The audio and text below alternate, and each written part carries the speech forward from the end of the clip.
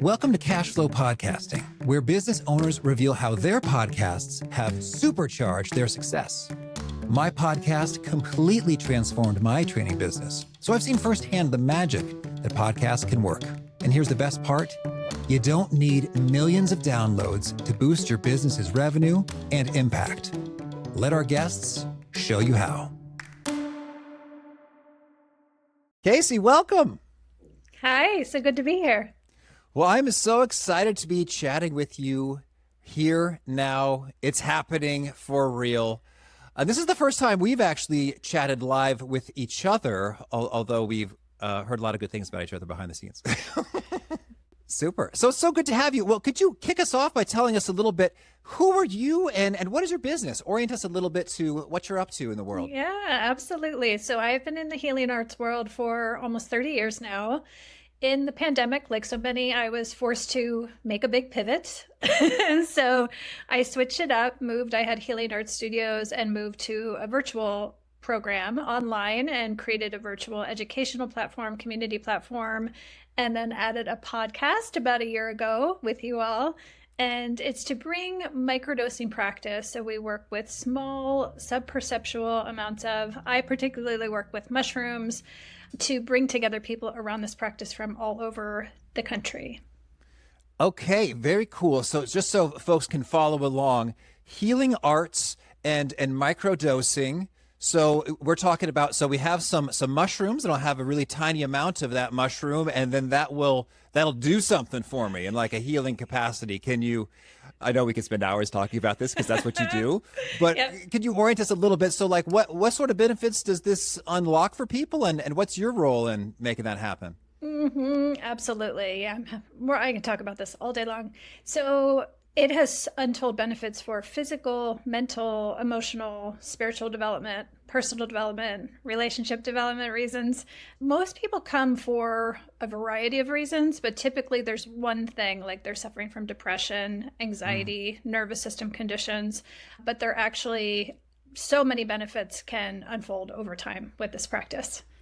Okay. And it's cool that in this domain, this space, there can be some risks, whether it's with the law or with contaminants, or with not taking the right appropriate precautions or amounts. So having some real expertise and some guardrails and some community, it seems like that's just super valuable for folks. That's my impression from the outside looking in. Is that your experience as well? 100%. And really, education and information is so important right now. When I first started, there wasn't enough information for people to find, and now there's almost too much. There's a lot of misinformation and fear around these practices out there as they move more into the mainstream. So the podcast has been a very valuable way to educate people and speak to people who are scientists, who are guides, who have been working in the space for some time. Yeah, it's cool, and I'm a sucker for the Huberman Lab podcast, and so I know he's made some references to some of these promising trials popping up in science, and then there's some other traditions are like, yeah, we've known about this for centuries, and here you are, kind of working at the intersection of all that stuff. Yeah, it's really exciting because these practices have been around since ancient times. In indigenous tradition, it's not a new story, but we're just kind of rediscovering them and now trying to fit them into our modern healing frameworks, which is really exciting. Okay, understood. So that's the world that you're playing in. Mm-hmm. Can you share with us now, in terms from a business perspective, what are your revenue streams? How does your expertise and knowledge in this world turn into revenue for your business? I love this question. So my great passions, I love healing arts, I love supporting people, and I also love entrepreneurship and business. And it's one of the things I love working with other people in the field to help them, because unfortunately, in this modern moment, we have a big divide between healing. A lot of healers aren't comfortable as entrepreneurs and in the business world. So I love kind of weaving those things together and creating new models and systems for the healing arts, because so many of our healing arts don't fit naturally into the boxes of corporate America. Mm-hmm. Yeah, understood. So that's really cool that you've merged these things together. And so then in your business, what are the products or service or offers that generate revenue for that business entity? So for our microdosing for healing platform, we have programs and we have a community and we have the podcast. And then I also have a professional program. So our community and our program support individuals from all over the United States. In 2024, we just opened it up internationally so we can accept customers and students from up to 30 countries now. And then our podcast, of course, is international. And our professional program supports other people, healing artists who wish to become microdosing coaches, guides, or to weave this modality into their existing therapy practices. All right. So when you say community, is that sort of like I would purchase a membership and I would get access to some stuff and some people on sort of a monthly or annual basis? That's it, exactly. Yes. All right. And a program, is that sort of like an online course or a workshop or like an educational, what is that? Yes. Our programs are 6-week immersions, we call them. And I run those seasonally. They're always kept to an intimate sized group. It's with me one-on-one, and it's a small group experience that is similar to the community, but much more focused and much more intimate with a lot more direct access to me and an educational platform.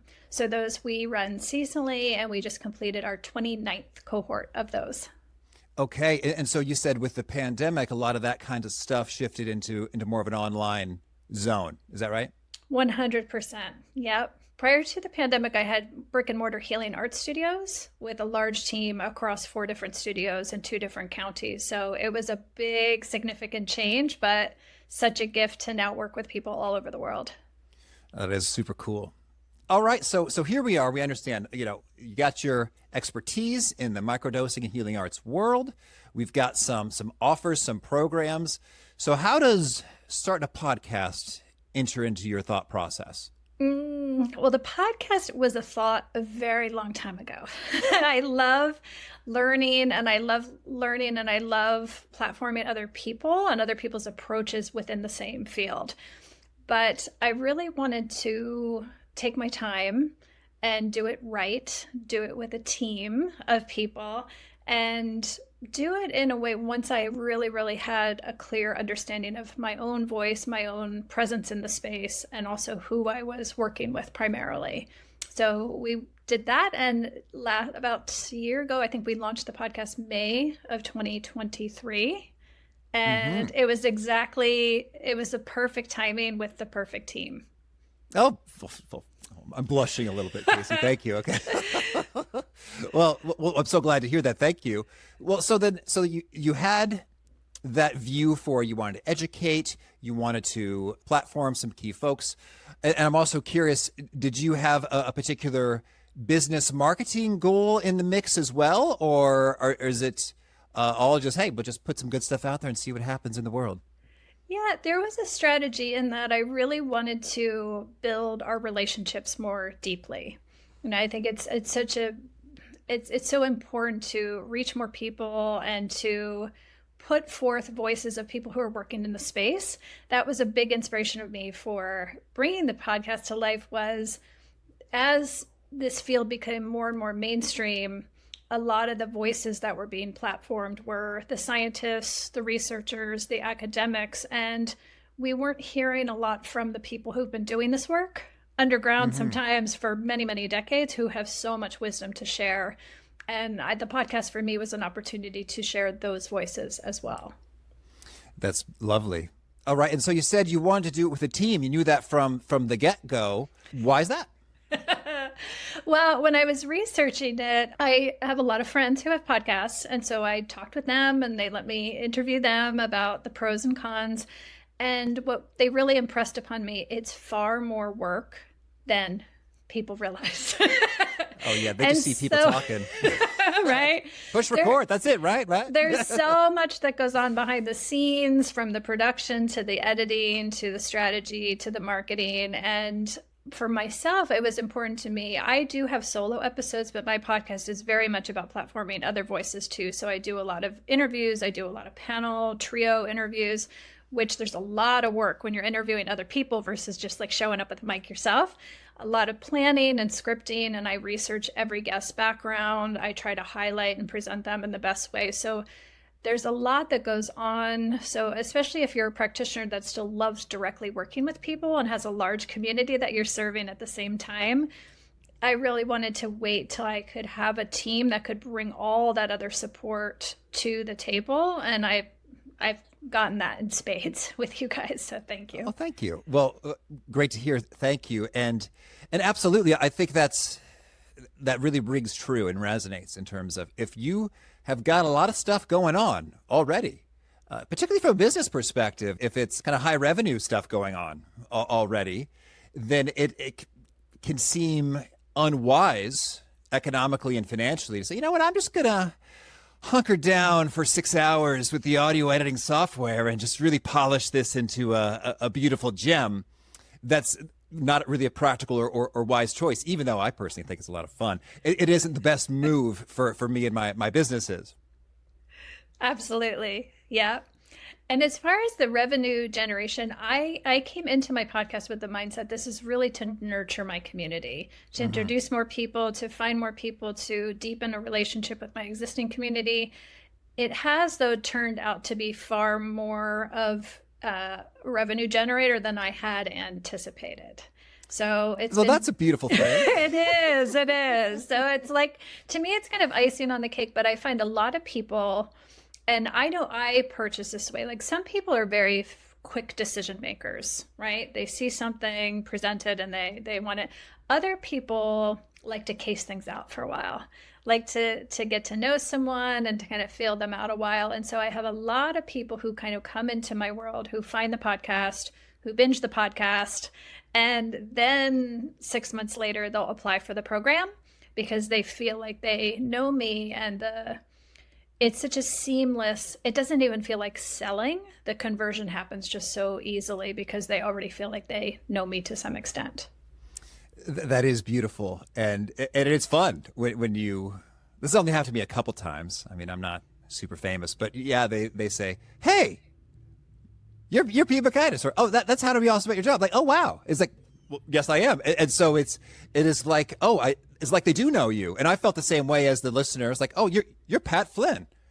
I feel like I know you. It's like, oh yeah, thanks. Glad you like the show. People say that to me a lot. So it's kind of wild, but you do it. It's pretty intimate. It's like you are in their ears, perhaps for hours, over months, and that's a stronger relationship than many of us have with the folks who are actually in our physical geographic spaces sometimes. True. Mm-hmm. So, tell me then, you say you'd like to take your time and learn what's going on with folks. I understand when we were getting started with our founder, Ben, you were taking some time there. Can you tell us a bit about that story? Oh, yes. I mean, I originally connected with Ben at least a year before we actually launched the podcast. We put that much time into it.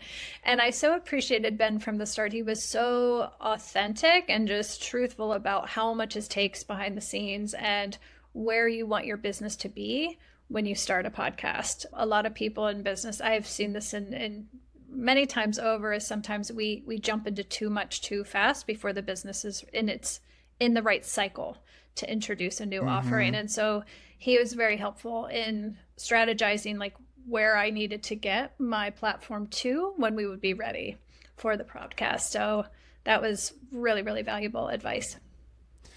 That does resonate. I've heard folks used to just assume, well, if you get on Oprah, you're just going to be rich.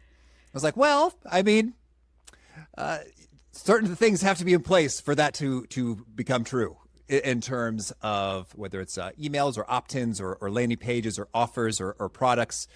It's just sort of like there's a missing link or step between exposure, fame, and revenue in terms of like financial benefits. And so are these the kinds of things you meant in terms of platform development prior to podcasts? Could you share a bit of the specifics?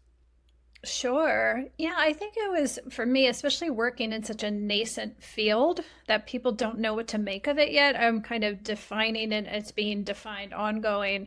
And so I really wanted to get to a place where I was really solid on who was coming to this practice, who am I speaking to, what are they interested in, and how can I play a role and support, this field in this moment. So that took some time to establish, and also to get my business to a place where I knew that my programs were supporting the podcast, right? Because the podcast was part of an overall strategy. The podcast to me was never the intention to be a moneymaker. I didn't want to have to get sponsors. I didn't want to have to sell mattresses halfway through the show. I didn't want to do all that. And I also, a lot of people I don't think realize that a lot of other podcasts are kind of like under the traditional journalistic umbrella of pay to play, right? And so people guests pay money to appear on the shows. Guests pay money to appear on the show, just like they pay money to appear at a conference and get a seat on a stage. A lot of times that's kind of going on behind the scenes for a lot of podcasts, a lot of media altogether.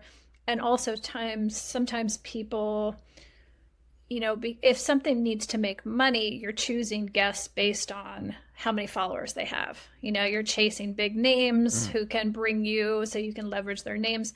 I wanted to choose people. I wanted to platform people who no one's ever heard of, right? But people should hear of them. And those are not the kind of people that could pay thousands of dollars to be platformed on a media program.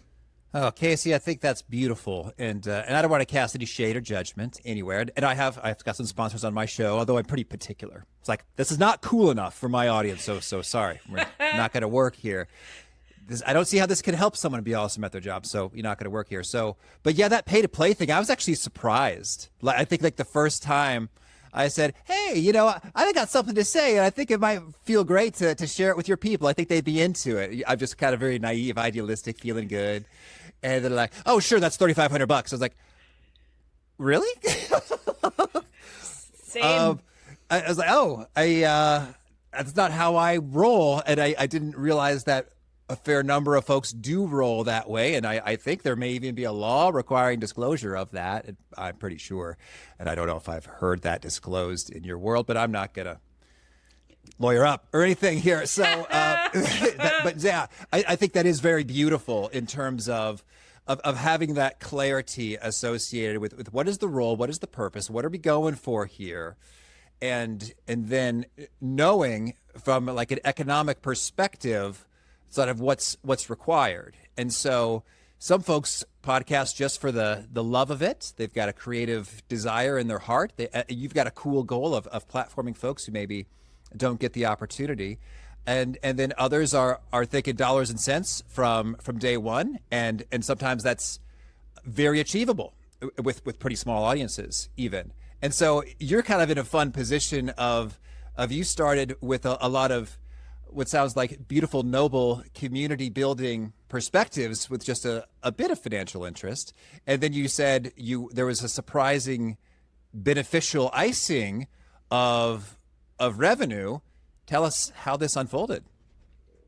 Yeah, I just started to see more and more and more on my intake forms for my programs. Podcast. How did you hear about us? Podcast. I listened to your podcast, and it was unmistakable. So if a lot of people that's how they were finding me, and then, or they found me and then the podcast was the thing that converted them to become a client. Mm-hmm. So there's been a tremendous real-time revenue, but I think it's one of those things that I look at it the podcast is very long tail to me. Yeah. It's going to compound over time.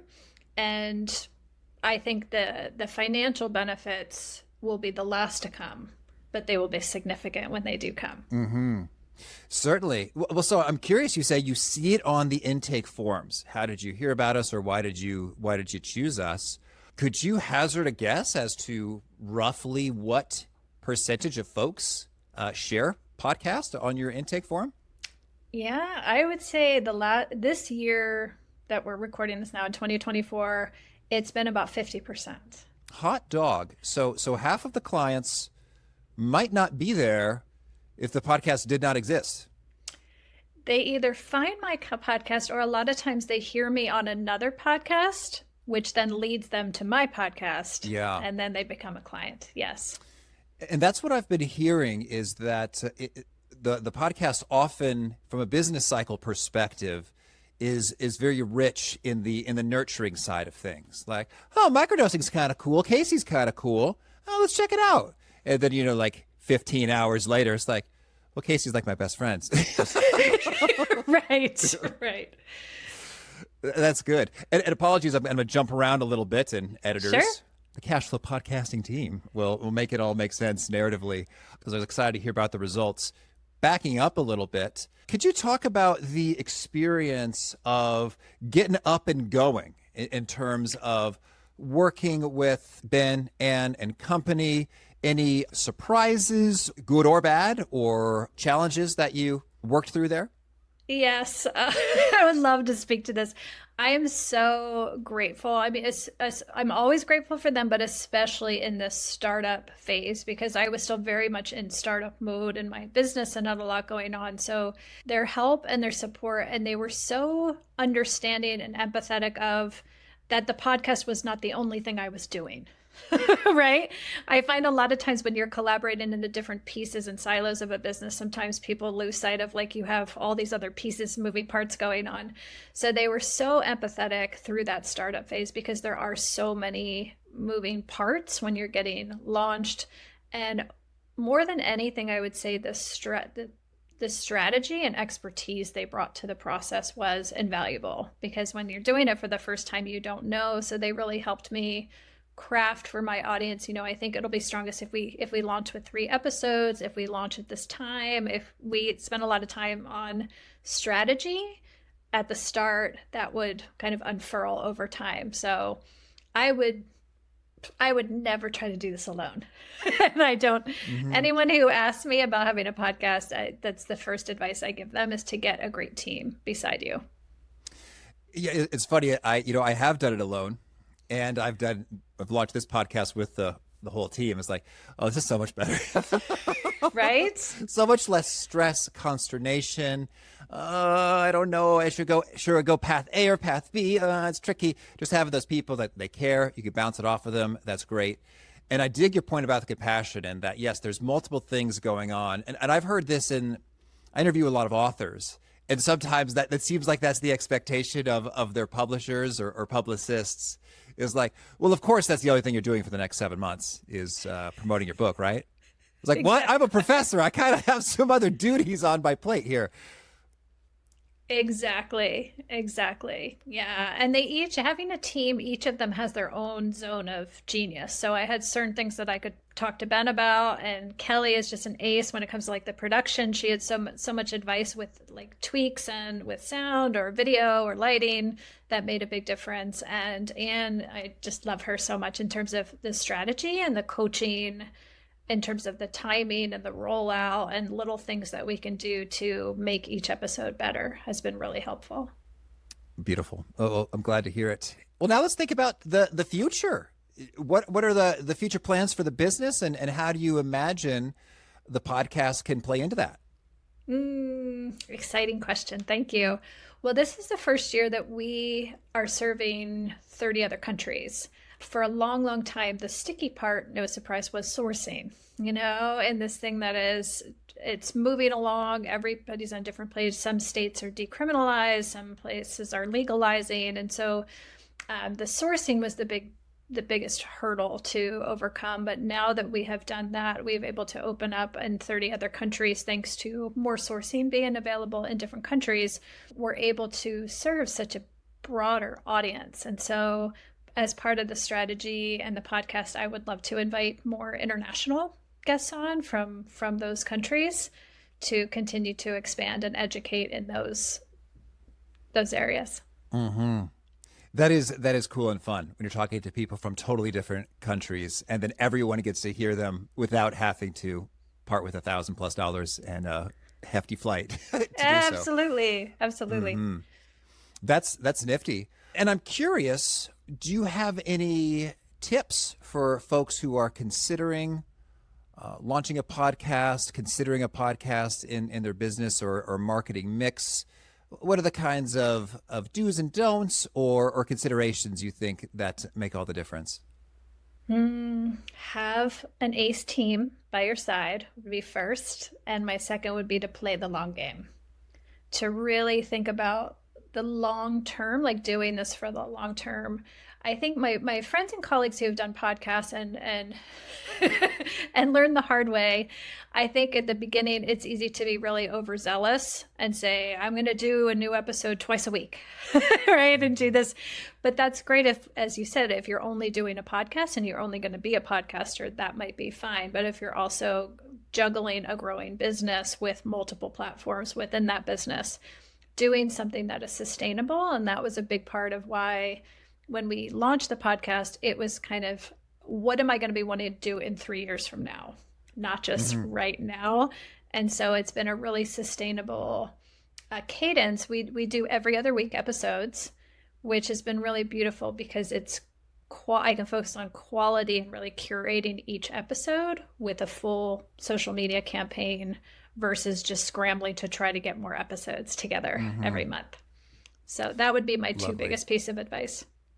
I like that a lot. And anything else you want to share about your experience or the impact of podcasting in your world and business and life? Thank you. Yeah, it's been unexpectedly a blast in that it's been really fun to interview other people. And I love sharing what's going on in our programs and our community.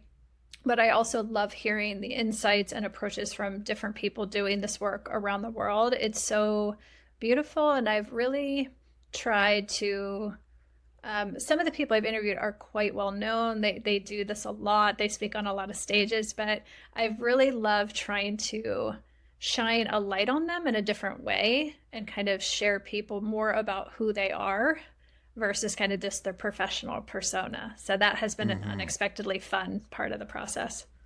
It is fun. And what's so cool is that folks are much more keen to talk to you for an hour if there's going to be an audience also listening, as opposed to just one-on-one. That's been my experience. Maybe your community is super generously cool. Has that been your experience as well? Yeah, I mean, I figure they talk to me all the time, right? Oh, they want to hear what other people have to say too sometimes, and so it's nice, and it just is a nice variety. And the trio episodes were relatively new. I know when we started this, maybe 6 months ago, we started doing more of them. And those have been a blast because you can see the energy exchange between multiple guests. So it's really fun and finding common threads and themes with different perspectives. So that's been a blast too, is kind of choosing guests that I think that don't know each other or haven't met each other yet, but have a lot to gain from knowing each other. And you can kind of feel that energy in the episode. Oh, cool. And that's got to feel good to play a part in bringing that about. So fun. Well, any final thoughts about Cashflow Podcasting? Just gratitude. I was just this morning was working with Anne on something new that we're launching here pretty soon, and working on the podcast strategy to support that new offering. So yeah, just can't thank you guys enough and recommend you enough and all the work that you do. So thank you. Oh, thank you. Well, Kayse, this has been fun, and I hope that Microdosing for Healing continues to grow and flourish and impact lots of people in cool ways. And yeah, thanks for all you do. Thank you. Thanks for joining me today. If you're ready to start your podcasting journey to grow your thought leadership and boost your revenue, schedule a call with us at cashflowpodcasting.com/chat. Don't wait to take your business to the next level. I'm Pete Microdosing, and until next time.